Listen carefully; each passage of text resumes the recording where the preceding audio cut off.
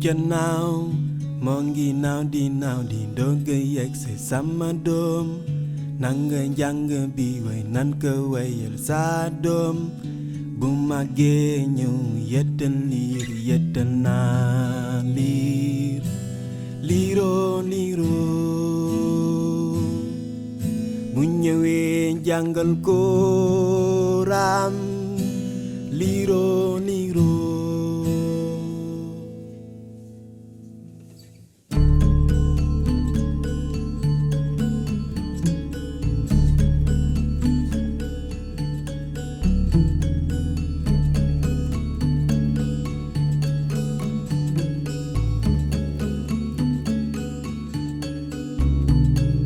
sama doom nanga topp bàyyi déggal yaay li ñu neex mooy fanga juddu mboole cosaan sama doom nanga topp bàyyi déggal yaay li ñu neex mooy fanga juddu mboole cosaan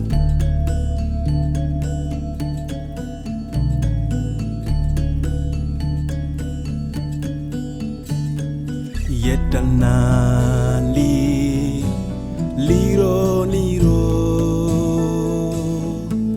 bu ñëwee jàngal ko raam liiroo bu ñëwee jàngal ko toog. Asalaamaaleykum chers internautes de Bingué TV avant tout dañ leen di souhaiter une bonne et heureuse année à cette occasion nag ñu ngi fii biir Parcelles Assainies ànd ak waa SIA pour ñëw seet si suñu bébé de l'année ñu ngi fii nag ci centre Mame Abdou Aziz donc dañuy dugg rek wan leen li fi nekk daañu leen koy dégtal. jiital ci nuyoo bi suñu marraine bi nga xam ne tey moom la ñu jagale bis bi muy madame Khouma Maïmouna Sissoko la directrice de la case des tout-petits ñu ngi lay féliciter di la nuyu di la ziyaar di la dalal di la jox sa wàccuwaay bu baax a baax di ci teg nag monsieur le maire la représentante du maire madame le maire Ndiolé Faye ñu ngi koy nuyu bu baax di ko ziyaar di ko jox wàccuwaayam moom tamit di ci teg nag suñu médecin chef bi nga xam ne moom moo ñu dalal tey fii ci kër gi moom duñu ko nuyu rek dañ koy gën a encourager di ko gën a ñaanal yàlla bàyyi ko ci suñu kanam muy docteur Abdoulaye Senghor mu bëgg ngeen tàcc ko bu baax parce que dafay indi benn changement bu mag a mag ci centre de santé bii nga xam ne dañ cee nekk kon docteur ñi ngi lay nuyu bu baax di la ziyaar di la jox sa wàccuwaay tamit du nuyu tamit suñuy partenaire ñi ngi nuyu bu baax monsieur Issa Mboup monsieur Issa Mboup xam nga Mboup moom wax ko nii day xaw a metti parce que xam naa reeragul ñu ngi koy nuyu bu baax moom tamit di ko ziyaar parce que moom tamit ci suñu ay partenaire la nekk bokk jàppale ñu nag tamit bu baax ci bis bi macha allah ñu ngi koy remercier bu baax a baax di nuyu tamit waa SICODEV boo ko déggee ONG la ñu ngi nuyu seen président monsieur Kanouté mi ngi nii toog ànd ak suñu bàjjenu gox bi ñaawul bi moom tamit mi ngi nii toog jóge ba département de Pikine ñëw uy siñu ñu ngi leen di nuyu bu baax di leen ziyaar di leen jox seen wàccuwaay di nuyu honorable Mbathie Ndiakhasso léegi la fi jóge parce que dafa am empêchement moo tax mu delluwaat mais ñëwoon na moom moo fi jiitu léegi la dem ñu ngi koy nuyu bu baax a baax moom tamit di nuyu tamit suñu kenn koo xam ne kenn la ci ñun di suñu sœur muy Faat Ba ñu ngi koy nuyu bu baax di petite sœur Ngoy Ba mais kooku moom suñu partenaire la bu yàgg ak ñun vraiment lépp lu ñu nekk suba ba ngoon jot day ñëw jàpp ci dugal ci loxoom moom it ñu ngi koy remercier Faat ñu ngi lay nuyu di la ziyaar bu baax du nuyu suñu sœur koo xam ne moom dañ naan duñu ñaar kenn lañ muy sama sœur Ndey Fall sama idole sama lépp nag moom sama xarit la maa ngi koy nuyu bu baax di ko ziyaar di la jox yow tamit sa wàccuwaay bu ma paree ci loolu ma nuyu sama yaay yi nga xamante ni ñoom laa jàkkaar lool di jël nuyoo conseil municipal bi yépp di ko teg ci loxo sama yaay Aïda Diop Gambi maa ngi koy nuyu moom tamit di ko ziyaar bu baax gis naa sama yaay Awa Diop lay jaay ji mi ngi ci biir ñëpp ñi ngi si biir maa ngi leen di nuyu di leen ziar di nuyu tamit sama papa Coulibaly bi nga xam ne moom mooy représentant délégué de quartier bi moom la ñëw teewal papa ñu ngi lay nuyu di la ziar di la jox sa wàccuwaay di jéggalu tamit ci déplacement bi ñu def yëkkati leen ci guddi gi ci heure bi di nuyu tamit le président des imams imam Adama Traoré encore en plus du conseil municipal moom tamit ñu ngi koy nuyu di ko ziar di ko jox wàccuwaayam bu baax di leen nuyu yéen ñëpp di nuyu nag suñu secrétaire exécutif bu ANC Alassane Sow mi ngi fii toog moo représenté ANC ci turu parti boobu nga xam ne ñun ci lañ bokk moom la fi ñëw teewe ñu ngi koy nuyu bu baax di ko ziar di nuyu tamit jeunesse bi du ma wax fàtte leen Ibrahima mënuma lim Lamine Gueye ñoom ñëpp maa ngi leen di nuyu di leen ziar ñëpp gis naa leen di nag beral nuyoo ñi nga xamante ni man ak ñoom ñoo bokk liggéey bi muy waa association SIRA maa ngi leen di nuyu bu baax a baax a baax a baax di jël nuyoo bi nag di ko teg ci loxo présidente commission sociale Fat Seck bi nga xam ne tey moom moo organisé lii maa ngi koy nuyu di ko ziar di ko remercier bu baax moom tamit di dellu siwaat rek di leen leeral tey li waral woote bi ak daje bi parce que SIRA association la bu nekk fii ci biir commune Parcelles ñu ngi ko créé depuis 2012 lañ ko créé le 19 mai 2012 mais depuis lors dañuy def ay activités ci biir commune bi yàlla dogal na nag ñu organiser wu par cellule chaque unité am nañ fa cellule boo xam ne moo ñu représenté yi biir unité bi cellule tamit cellule yu organisé yoo xamante ni dañuy defar seen bureau am ay seen ay commission am seen lépp parce que tey lii ñu def ci kaw ci suuf la commencé cellules yi nekk ci suuf ñoom ñooy organiser ba ñu egsi ci kaw ñu ne nañ boole nag ñun ñëpp ñu bokk def loolu SIRA mi ngi yëngu ci éducation mi ngi yëngu ci social mi ngi yëngu ci développement communautaire ay mën naa ne daal ay relais commune bi la ay relais commune bi lañ ci loolu la ñuy yëngu tey nag suñu maire am lu mu lancé barki Dembo Ndiaye bi ñu demee conseil municipal daf ne année bii année santé la ñu ne comme année santé la ah ñun de suñu première organisation dañ koy def bébé de l'année mais bébé de l'année ku ko xam bañ ko daan organiser dañ daan ñëw rek indi ay yére indi ay tissu indi ay kii jox yaay ji bénéficiaire bi mu dem mais après du am suivi après kenn du xamaat day jeex ñu ne ñun nag dañuy ñëw tey indiwaat beneen initiative bu bees ñu dem uti ji ay partenaires dem gis ku mel ne Sivok ñëw waxtaan ak moom ne ko ñun kat dañoo bëgg suñu bébé de l'année bii ku ñu ko jëlal enrôleel ñu ko CMU moom ak 5 membres am yoo xam ne ci biir famille bi lañ nga enrôleel ñu ko CMU ndax ñëpp xam nañ ne nag CMU xam nañ importance bi mu am ndax xale bu juddoo te amul couverture maladie universelle moo 0 ñoo yam di nga sonal sa parent sonal ñëpp ba day tax da ngay bëgg toujours xale bi rek bu juddoo rek nañ ko teel a jël inscrire ko ci mutuelle de santé yi papa ji du sonn yaay ji du sonn ñuy remercier Sivok bu baax a baax a baax a baax Sikodev bu baax a baax parce que nag ñoom ñoo ñu defal loolu di remercier tamit monsieur Issa Mboup ñu ngi koy remercier moom tamit bu baax vraiment moom tamit jàpp na ci parce que dañu leen tegal ñoom ñëpp ku nekk li ñu bëgg a organiser ak ni ñu ko bëgg a defee léegi rek joxe na enveloppe bu am solo kon monsieur Issa Mboup ñu ngi lay remercier yow tamit di la sant bu baax di mujjee nag kenn koo xam ne tey suñu ko honoré Parcelles Assainies moo ko honoré muy madame Khouma Maymouna Sissoko du ñu ne nag guléet ci ñun SIRA parce que tey du suñu bàyyiwuñu rek ba mu takk ndomba tànk ñu ne nañ ko jox tey suñu marraine defe naa suñu 8 mars bi ñu mujjee def avant Covid bi moom moo nekkoon suñu marraine mu ñëw uy si ñu ànd ak moom gëm naa ne nag jigadiwuñu ko parce que nag bi ñu ci jógee léegi defe naa 8 mars mi ngi soog a dellu si waat yàggul dara yàlla dogal ñu takkal ko ndomba tànk bi ñu ko takkal macha allah dañ lay ñaanal yàlla yal na ci yeneen ak yeneen tegu mais mu nekk nit ku baax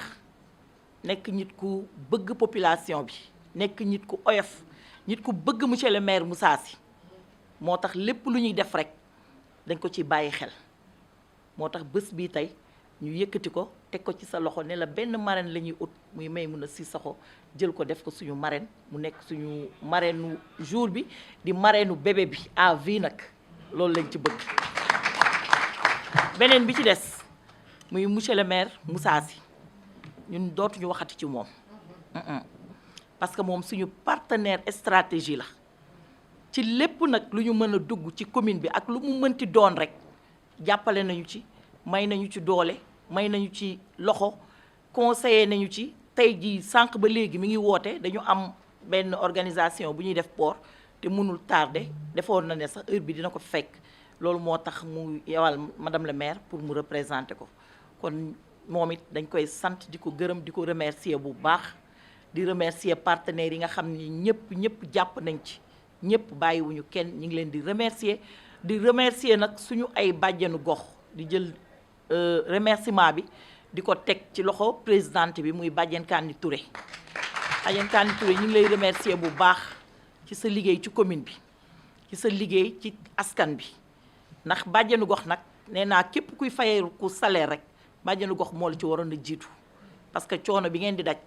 guddeeg bëccëg ndax ñun dañuy liggéey ak yéen dañ leen di woo heure bu nekk di leen seet si dañ leen di bàyyi amatoo leen benn vie de famille sax ndax population bi vraiment loolu ñu la ciy remercier ci sa engagement yow ak ñi nga àndal ak ni ngeen di liggéey ñu leen ciy remercier bu baax a baax a baax bu ñu amoon lu ëpp remerciement nag ñun waa Sira dañ la koy jox parce que dañoo xam sa taxawaay ak sa jàppale ci ñun vraiment di remercier tamit kenn ku fi teewul muy madame le maire Mati Ndiaye maa ngi koy remercier sama mag sama xarit la présidente de RAFPA maa ngi koy remercier bu baax a baax dafa jagadi moo tax teew fi mais maa ngi koy remercier di ko ñaanal yàlla yal na yàlla fëgg boppam mu tane si jàmm ak salaam ba delluwaat ci ay activités am di sant ñëpp di gërëm ñëpp su ma continuer wax ji dina gën a gudd mais mënoon naa fi nekk ba suba di wax te du jeex mais maa ngi remercier ñëpp merci beaucoup. bi di ko teg ci loxo imam di nuyu la marraine madame Kouma Maimouna Sissoko directrice de la case des tout-petits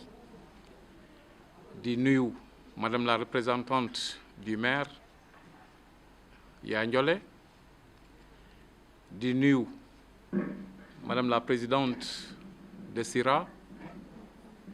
initiatrice de cet événement di nuyu le médecin-chef du centre de santé Mame Abdou Aziz Sy di nuyu les conseillers municipaux les délégués de quartier les bajenu gox SYCODEV di nuyu également notre frère Moussa Mboup mais aussi di nuyu l'ensemble des conseils municipaux di nuyu la presse di nuyu les membres de Sira également di nuyu les agents municipaux di nuyu le chef de cabinet du maire chef de protocole donc tout le monde di am mbégte assister bés bi di bés bu am solo ndax defe naa di fêter le bébé de l'année dafa bokk ci jaamu yàlla donc madame la présidente yow ñu nga àndal li ngeen def yaakaar naa ni ñoom imaam a ngi toog xam naa ni tiyaaba bu rëy ngeen ci am ndax un bébé ne s'achète pas c'est un don de Dieu mais il faut savoir que c'est un cadeau qui est offert non seulement à la maman mais aussi au papa mais nous avons l'habitude de tout laisser aux mamans au pluriel bien sûr aux mamans mais il faut dire que l'éducation d'un bébé d'un enfant revient aux deux parents mais pas à la maman tout simplement mais aussi fêter un bébé ci jour bi moi aussi je dirais que il faudra accompagner également les parents c'est important d'accompagner les parents. Accompagner l'enfant, certes, mais aussi voir la situation sociale des parents pour essayer au moins seet naka la ñuy def ba dimbali leen loolu aussi war na bokk ci mesure d'accompagnement yi. Donc lii bu ngeen ko defee ko fii ci commune bi defee ko fii ci centre Mame Abdou Aziz yaakaar naa ne defee ngeen ko fu war ndax nag fii Parcelles Assainies ba ci Guédiawaye ba ci Amont nit ñi dañuy daw di ñëw fii ci centre Mame Abdou Aziz. Donc dañuy féliciter le personnel de santé di féliciter également le CDS mais aussi di féliciter le maire de la commune en l'occurrence monsieur Moussa Sy, PCA du port autonome de Dakar. Donc damay def lu dul daaneel di ñaan yàlla bébé bi yàlla may ko wër yàlla may ko kàttan ba mu màgg ba yàlla def diine ci moom yàlla def wër ci moom def ko ci waajur yi mais ñun aussi ak képp ku fi newul yàlla may la gudd fan may la wër yàlla wane la waat ñu déwén ci jàmm ak salaam asalaamaaleykum wa rahmatullah jërë ngeen jëf. De cette première édition, vous avez la parole.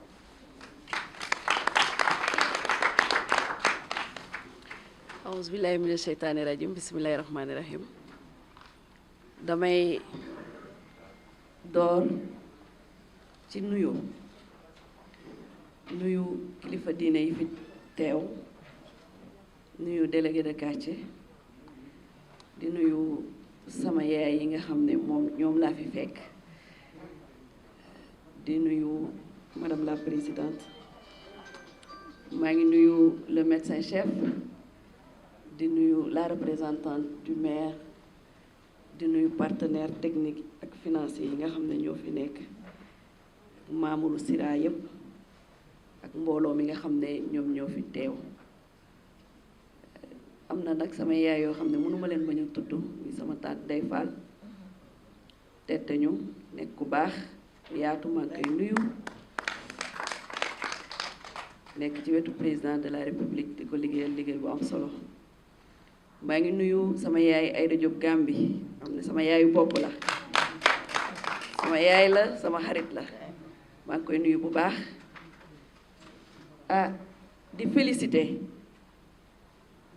di féliciter Sira bu baax a baax ndax Sira dama ci am ay dëkkandoo am ci ay sœur ma bokk dëkk ak ñoom HLM Grand Médine ñu nekk ay nit ñu social ay nit ñu yaatu bala sax ñuy wax politique bay dem bay bokk ñoom lu ñu def boole ma ci te boobu sax àndaguñu ndax relation sœur la ñu amoon au-delà des appartenances politiques dañ daan ànd ñu di bokk ñu nekk ñu ma yëg ñu ma safoo ñu ma faale ci lu ñu bokk ma bokk ci loolu moo ma njëkk a boole ak waa Sira présidente bi nag ñëw nekk ku baax nekk jàmbaar nekk ku jege population bi kuy jàppale waa Parcelles rawatina nag jigéen ñi ak ndaw ñi ma nekk nag koo xam ne dama sensible ci li nga xamante ne moom mooy la cause des couches vulnérables te bu ñu nee couche vulnérable fii ci Sénégal mënuñoo teggi ndaw ñi ak jigéen ñi président Macky Sall nag nekk loo xamante ne moom la ñu sant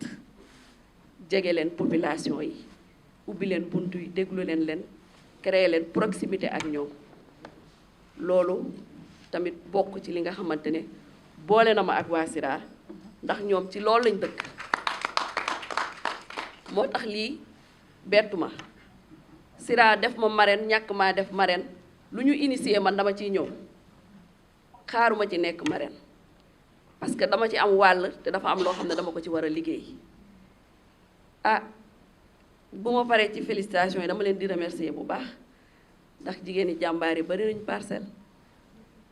autorités yi bari nañu Parcelles sama mag sama xarit Mbathio Ndiakhasso honorable tudd nañ ko fii ñu ànd di liggéey lu yàgg dem nañ ba politique booleetuñu vraiment famille lañu léegi donc moom tamit may yóbbante nuyoo ci moom bu baax a baax à travers sa représentante. donc Parcelles bëri na ay kilifa yi jigéen bëri na ay jàmbaar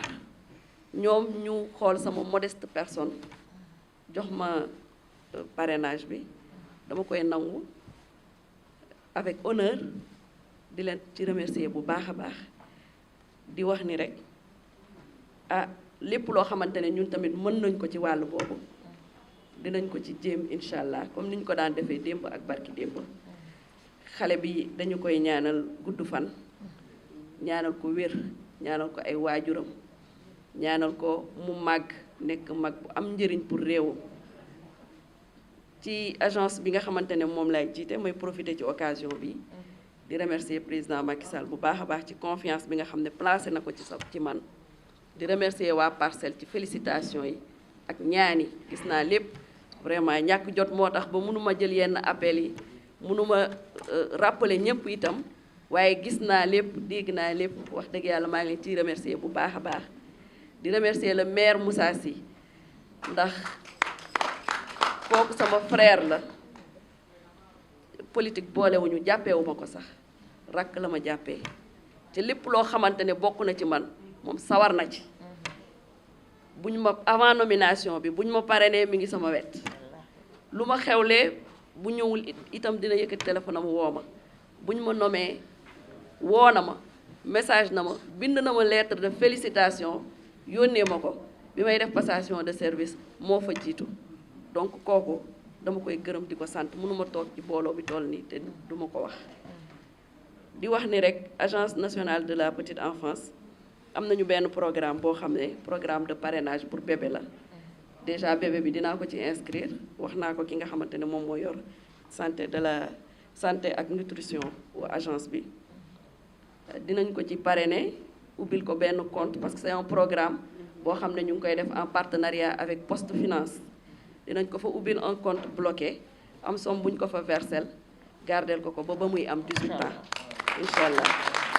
loolu xam naa dina mën a jël en charge les études supérieures comme déjà kilifa gi may na ko bourse pour ses études au niveau moyen secondaire. voilà lépp lu jëm ci case bi aussi bu demee ba am âge bi incha allah ñit li nga xamante ne war nañ ko def pour que mu inscrire dinañ ko def dinañ continuer di ko suivre mais dinañ continuer également di jege ay parents parce que xale aussi bu ay parents am nekkee ci conditions yu vulnérables dafay impacter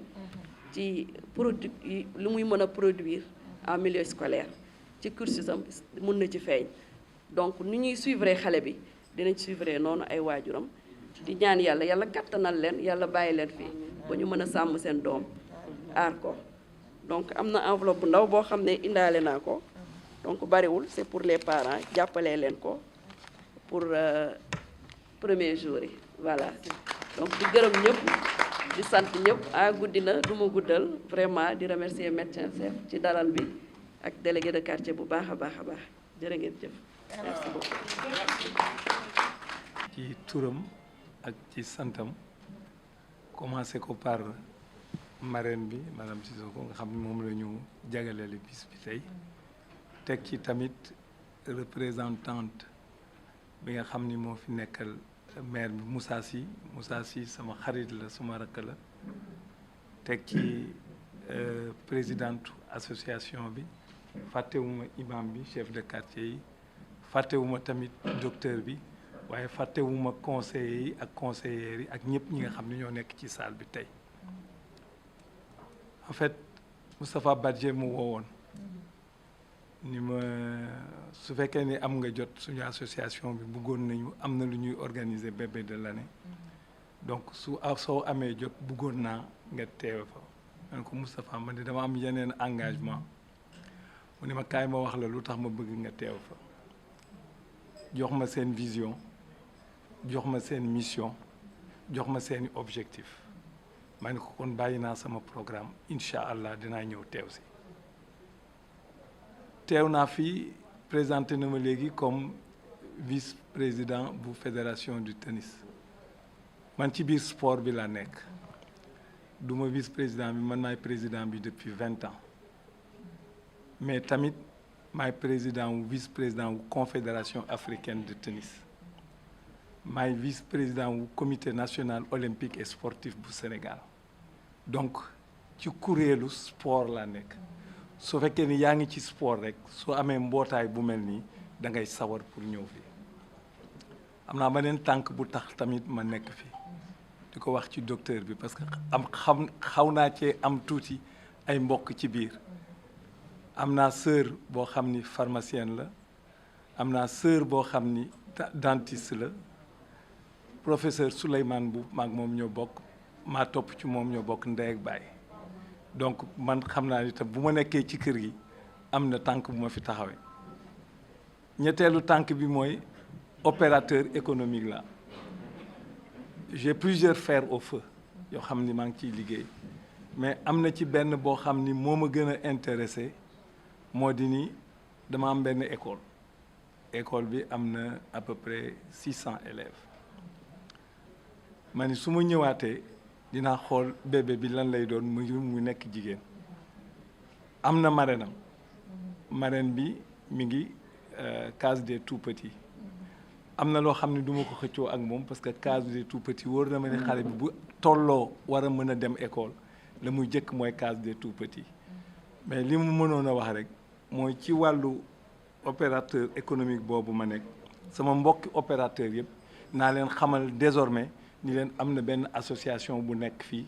comme dañuy lëkkaloo ak maire yi ñu xam ne association bi lépp lu ñuy def am na luñ ko war a cëral war ko beral loxo beneen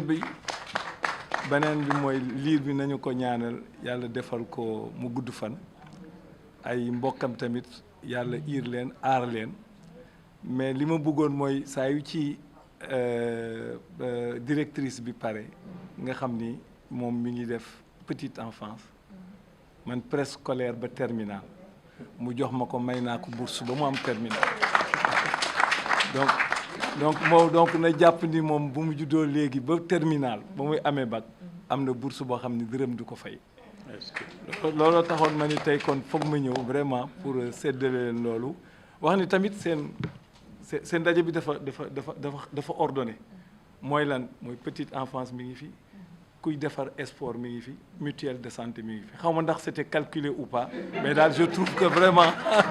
voilà c'est le hasard en tout cas je trouve que c'était très bien fait maa ngi ñaanal ñi fi daje yëpp di ñaan feebar bi nga xam ni sonal na ñëpp ci àdduna bi yàlla dindi ko fi lu ñuul ak lu gàkk mënul ñàkk lu ñuul mënul ñàkk am na góor gu ma doon wax ni booy ñaan comme ñuul mënul a ñàkk lëndëm mënul a ñàkk booy ñaan toujours nekk ci lëndëm boo xam ni mënoo def leneen na nga ñaan lëndëmu fajar ma ne ko lu tax loolu mu ni ma parce que lëndëmu fajar lu ñuy gën di avancer muy gën di leer moo gën lëndëmu timis nga xam ni lu ñu gën di avancer muy gën di ñuul yàlla nañu nekk ci lëndëmu fajar voilà loolu moo taxoon vraiment je tenais à venir ici bu dire tam partenaire lañu mais du doon one shot c'est-à-dire loo xam ni tey rek la parce que lii moo ko jur déedéet dañuy nekk partenaire boo xam ni day nekk sur le long terme lépp lu ngeen xam ni soxla ngeen ko rek maire bi suñu adresse yëpp ñu ngi foofu bu leen hésiter benn yoon muy lu nekk ci suñu champ d'action wala lu ci nekkul loo xam ni mën nañ ci jàpp parce que boo demee ba nekk homme d'affaires am na foo xam ni bu fa sa loxo jotul sa tànk jot na fa wala sa làmmiñ nga mën a lëkkaloo ak ñeneen pour li nga bëgg ñu mën ko réaliser moo taxoon maa ngi ñaan nañ fi daje ay déwén yu bëree bëri fi dajee beneen bébé bu déwén bi nekk bébé bu góor parce que defe naa ñu ngi wax majorité waaye dafa mel ni jigéen ñi jiitu nañu waaye mu nekk góor mu nekk jigéen yëpp moom ñëpp ñoo baax quoi loolu laa la bëggoon wax di ñaanal ñëpp te jégalu di wax salaamaaleykum wa rahmatulah wa barakatuh.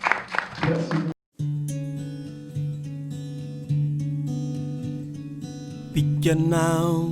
moo ngi naaw di doog a yegg si sama doom nanga njàng bi way nan ko wayal sa doom bu màggee ñëw yettal naa liir liiroo bu ñëwee jàngal ko raam liiroo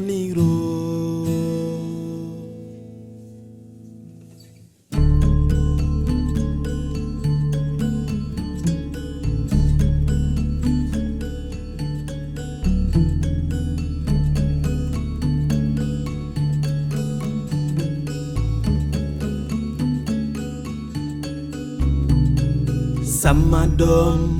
nanga topp bàyyi déggal yaay li ñu neex mooy fa nga juddu mboole cosaan sama doom nanga topp bàyyi déggal yaay li ñu neex mooy asalaamaaleykum asalaamaaleykum maa ngi nuyu ñëpp di ziar ñëpp di remercier nag vraiment suñu partenaires yi nga xam ne ñoom lañu àndal tey ci bébé de l'année bi nga xamante ne moom lañu initié woon pour di ko def ñu ngi ci jiital ci remerciement yooyu suñu marraine Maimouna madame Khouma Maimouna Sissoko la directrice des cases des tout-petits ñu ngi koy remercier bu baax a baax di ko féliciter moom tamit ci engagement am ak détermination toujours ci suñu côté lépp lu ñu mës a woote ci commune bi rek suñ ko waxee day déplacé wu ñëw uy suñu di remercier tamit suñu partenaires yi taxaw sama wet muy waa Sicodev monsieur Konaté di leen Kanouté di leen remercier ñoom tamit bu baax a baax di remercier tamit Issa Samb bi nga xam ne moo fi jógee léegi di président Issa Mboup bi nga xam ne moo fi jógee léegi di président tennis club ñu ngi leen di remercier ñu ngi koy remercier moom it bu baax parce que jël na engagement moom tamit ci bébé bi durant bu jógee ci circuit bi nga xam ne moom lay def ci case des tout-petits moom dina ko jël ba mu dem terminal loolu ñu ngi ko ci remercier bu baax di ñaan yàlla bébé bi tamit gudd fan am wér yàlla may ko mu fekkee lépp loo xamante ni rek luñ ko defal la tey mu jëriñoo ko moom ak ay waajuram moom ak ñëpp ñi nga xam ne ñoom la àndal di remercier tamit l'honorable Mbathio Ndiakhasso parce que moom moo fi jiitu dafa toog affaire yi commencé gul mu dem mais ñu ngi koy remercier bu baax a baax di remercier nag kenn ci ñun dootuñu ko waxati moom dañ koy parrainer wala dañ koy marrainer moom suñu partenaire stratégie la muy monsieur le maire Moussa Sy tey ñëpp xam nañ ne dafa am événement bu mu am port loolu moo ko téye moo tax ñëwul ci journée bi mais vraiment ñu ngi koy remercier bu baax parce que nag dañ ne feccum li bu neexee yaay jaay jàpp ca mbagg ya te moom nag ku ñu jàppale la ku ñu won yoon bi ku ñu jàngal parce que moom ku mu jàngal nga xam ci ngay teg sa tànk ñu ngi koy remercier bu baax a baax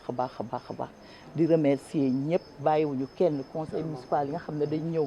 ànd seeg ñun di remercier tamit pharmacie yi sànq ci biir wax dama ko xawoon tëb ndax dama xel day fattu mais moom tamit jël na xale bi 5 ans yoo xam ne papa ji ak yaay ji ak bébé bi moo leen di jox médicament en 5 ans ñu ngi koy remercier bu baax a baax waroon na fi teew.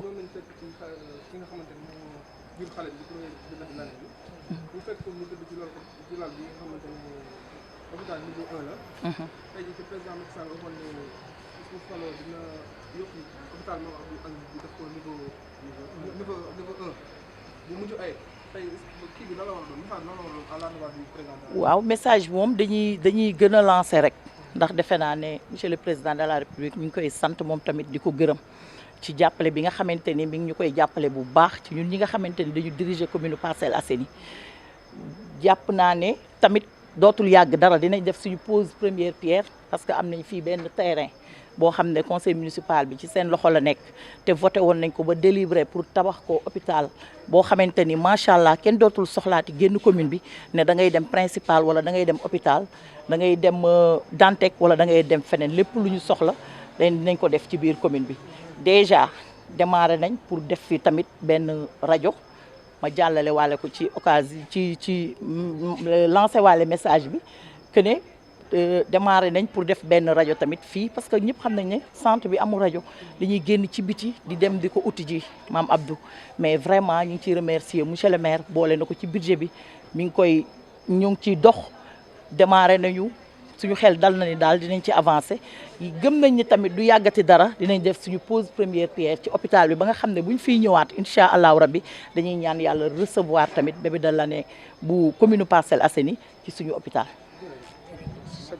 merci beaucoup di gërëm nag di gërëm Bingal TV. di gërëm non du moom kese mais da ngay commencer. di gërëm la presse. waaw di gërëm la presse. di gërëm la presse waaw mais nag jàppal diw boo gis dina ci am kii Bingal depuis ñu commencé programme ba léegi daf ñu gunge ànd ak ñun di ñu accompagner chaque jour mi ngi ak ñun mi ngi nekk ak ñun di ñu jàppale ci lu bare mais di gërëm Basirou Sen TV kooku moom kenn la ci man sama càmmiñ la vraiment ne woon na ma journée bi dina xat mais lu mu xat rek dinañ fi ñëw teew si jël fi lépp loo xam ne dinañ ko fi war a jël Basirou tamit ñu ngi koy gërëm bu baax bas moom suñu bas la ci ñun la bokk bas defe naa ne moom buñ koy wax ñun ñoo tax ñu koy wax di gërëm tamit sama sœur bi Mariama waaw moom tamit ñu ngi koy gërëm bu baax di remercier presse bi yëpp bàyyiwuñu kenn Ibra Omar lii sama càmmeñ sama conseiller technique nag moom maa ngi koy gërëm parce que moom tamit dafa sori ci man damay tëdd ba guddi dañuy waxtaan presque plus de 2 heures de temps ci téléphone mu di ma orienté di ma teg si yoon moom sama frère la dama koy remercier bu baax ba mais di remercier Parcelles Assainies ñëpp nag bàyyiwuma kenn maa ngi remercier ñëpp bàjjenu gox yi conseil municipal yi nga xam ne dañu ñëw taxaw ci sama wet membre SIRA yi nga xam ne dañu jóg jël seen lépp teg ko ci sama loxo ma doy leen ci lépp maa ngi leen di remercier bu baax a baax di remercier médecin chef bi nga xam ne moom lañ fekk ci hôpital Ma Abdou bi ñu ngi koy remercier maîtresse sage-femme bàyyiwuñu kenn di féliciter ñëpp di ñaan yàlla nañ fi teewaat heure bii déwén incha allah merci. Bonne et heureuse. Je suis Madame Maïmouna Sissoko Kouma, directrice générale de la Case des Tout-Petits. Voilà.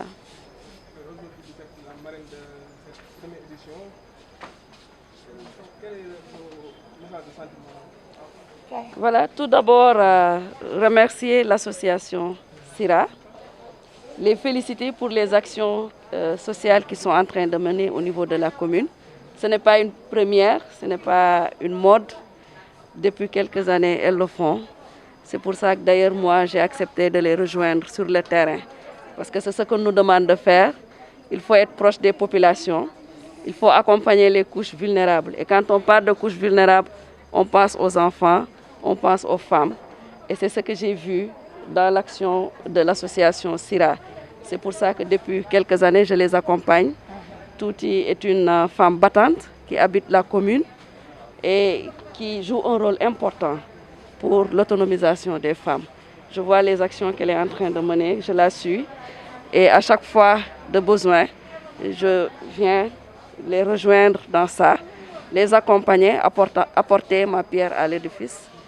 Voilà, donc c'est ce qui m'a amené ici aujourd'hui en tant que marraine du bébé de l'année de l'hôpital Mam Abdou. C'est une première, je m'en réjouis, c'est un honneur pour moi en tant que femme, en tant que mère, mais en tant que directrice également de l'agence de la petite enfance et de la Case des Tout-Petits. Nous gérons les tout-petits de 0 à 6 ans et nous allons accompagner le bébé et sa famille. Donc nous avons un programme en partenariat avec la Poste Finance. Je vais l'inscrire dans ce programme de parrainage qui va l'accompagner jusqu'à 18 ans avec un compte bloqué et accompagner la famille également pour que l'enfant puisse faire ses études dans les meilleures conditions possibles. C'est tout ce que je pouvais faire. Je suis véritablement très honorée par le choix porté sur ma modeste personne. Voilà. Je suis Maïmouna Sissoko, directrice générale, Agence nationale de la petite enfance et de la Case des Tout-Petits, nouvellement nommée. Je suis nuyu waa SIRA, di nuyu waa Parcelles Assainies yëpp di leen gërëm ci choix bi nga xam ne porté nañ ko ci sama personne. Parcelles bëri na ay kilifa yu jigéen bëri na ay jàmbaar yu jigéen ñoom ñu nekk ci ay jàmbaar depuis quelques années ñuy def liggéey bu am solo ci wàllu social ma leen ciy accompagner. Donc tey honneur la ñuy def une première ci bébé de l'année ñu jël marraine bi jox ma ko ma kontaan ci trop di leen wax ni que ne dinaa accompagner bébé bi maa ngi koy ñaanal déjà gudd fan wér di ñaanal ay waajuram yàlla may leen kattan bu ñu mën a yoree seen doom. Am nañu benn programme boo xamante ne parrainage la des enfants de 0 à 2 ans ñu koy def avec la Poste Finance dinaa ko ci inscrire déjà avec un compte bloqué boo xam ne dina ko mën a servir ci njàngam waaye dinaa continuer di accompagner bébé bi accompagner parents yi en même temps également pour que xale bi nekk ci conditions yu baax mu mën a def ay études scolaires am nu mu waree ndax aussi yenn njàng dafay laaj yenn conditions yi te incha allah lépp loo xam ne mën nañ ko dinañ ko ci def loolu yëpp dafay dugg ci cadre accompagner les couches vulnérables te bu ñu nee couche vulnérable xalaat xale yi xalaat jigéen ñi te waa SIRA ci loolu lañ nekk ma leen ciy gërëm bu baax a baax di nuyu monsieur le maire Moussa Sy mu leen ciy accompagner ak kilifa yi leen di gunge yëpp seen partenaire technique et financier yëpp ñu ngi leen di gërëm di leen sant ci bu ñu ñëwee fekk si ñu ci initiative bu mel nii jërëjëf. Merci beaucoup. Amadou Kanouté et je suis le directeur exécutif de SICODEV Afrique. SICODEV Afrique, c'est l'Institut panafricain pour la citoyenneté, les consommateurs et le développement. Voilà, Monsieur Cissokho, vous êtes partenaire de ce grand événement qui s'est déroulé ici au centre Mame Abdou Aziz. Qu'est-ce que votre structure peut apporter par rapport à cette fête du bébé de l'année? Mais ce que nous pouvons apporter, c'est né de l'inspiration de la présidente de l'association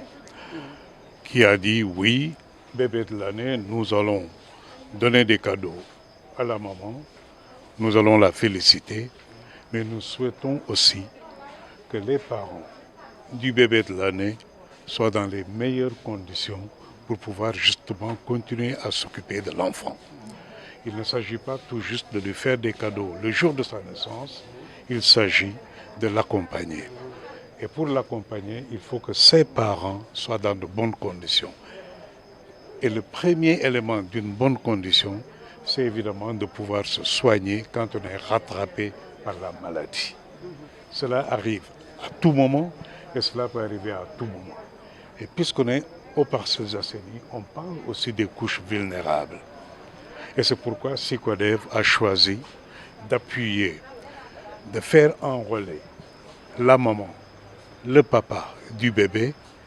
et 3 autres personnes dans le ménage, dans la famille, pendant 5 ans. Voilà l'apport de SICODEV. C'est essentiellement pour dire que ici, dans notre pays, il y a des moyens par lesquels les citoyens peuvent accompagner leurs proches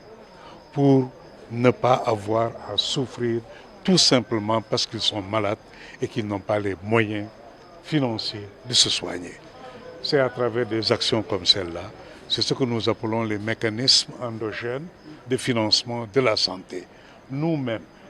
nos communautés, comment pouvons-nous nous organiser à travers des initiatives comme celle que mène notre point focal à Thiaroye, dans la banlieue de Dakar, Leketbi. C'est par des formes comme ça que les communautés peuvent s'organiser pour dire si jamais on a besoin de se soigner, il y a une caisse que nous avons mis à part qui va nous permettre de prélever là-dessus pour pouvoir se soigner. Il y a des bonnes volontés, des philanthropes qui peuvent aussi appuyer des ménages comme dans ce cas-là. SICODEV a choisi cette voie de dire, en plus de l'enfant qui est pris en charge par l'État jusqu'à 5 ans, nous allons nous appuyer la maman, le papa et 3 autres personnes dans le ménage pour leur enrôlement dans la mutuelle pendant 5 ans. ci wolof rek yaa fi taxawal SICODEV tey ban SICODEV boobu nga xam ne tey yaay wax ci turam tey ban taxawaay la am ci bés bi nga xam tey SIRA daf ko maanaam màggal bébé de l'année bi nga xam ne moom lañ doon fête fii ci hôpital Mame Abdou. ñun dañoo ñëw SICODEV pour taxaw ci wetu SIRA parce que dañoo dégg SIRA ñu def loo xam ni dafa wute ak liñ daan dégg ci le bébé de l'année li fi doon am mooy dinañ ñëw indil bébé bi cadeau indil yaay bi cadeau ñoom ñu daal di ci yokk daal di ne dinañ leen jox cadeau waane dañoo bëgg itam xale bi papaam yaayam ak yeneen ñetti nit yoo xam ne ñoom ñoo leen di tànn ci biir njaboot gi ñu mën leen a enrôler ci biir mutuelle de santé juróomi at ci biir juróomi at yooyu fépp fu leen feebar dab dañuy jóg jël seen carte mutuelle de santé daal di dem faju ci SICODEV ba ñëwee wax ñu ko ñu daal di jóg ma ànd ak suñu point focal ci Dakar banlieue daal di ñëw ne lii dañ koy jàppale tey ñaan nag lii yàlla na wéy madame la présidente ni nga ko defee ni mu inspiré yeneen commune mu inspiré yeneen mairie mu inspiré yeneen philanthrope yoo xam ne dañuy jóg fu ñu dégg bébé de l'année ñu daal di ñëw taxaw daal di ne ñun pendant juróomi at dinañ jël en charge dinañ fexe ba papa ji yaay ji ak yeneen ñetti nit ci biir njaboot gi dinañ leen mën a enrôler ci biir mutuelle de santé fu leen feebar dab ñu daal di jóg dem faju si jërëleen.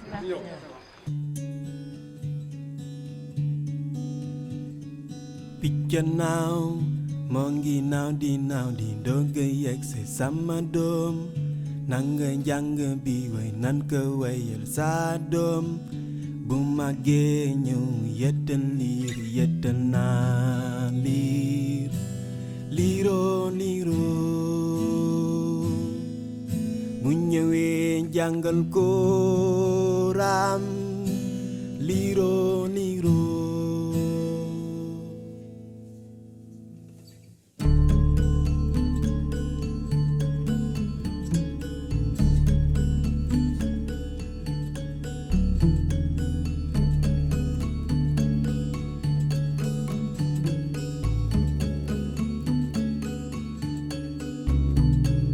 sama doom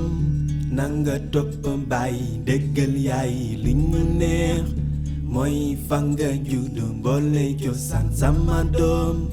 nanga topp bàyyi déggal yaay. lii lañ leen indiloon tey ci seen bébé de l'année macha allah gis ngeen bébé bi bu jigéen la donc gis ngeen li leen indil impression yeeg marraine beeg présidente bi donc yaakaar ne liñ leen dégtaloon yëpp neexoon na leen di leen jox rendez-vous la prochaine fois ci fii seen chaîne Bingué TV. liiroo bu ñëwee jàngal ko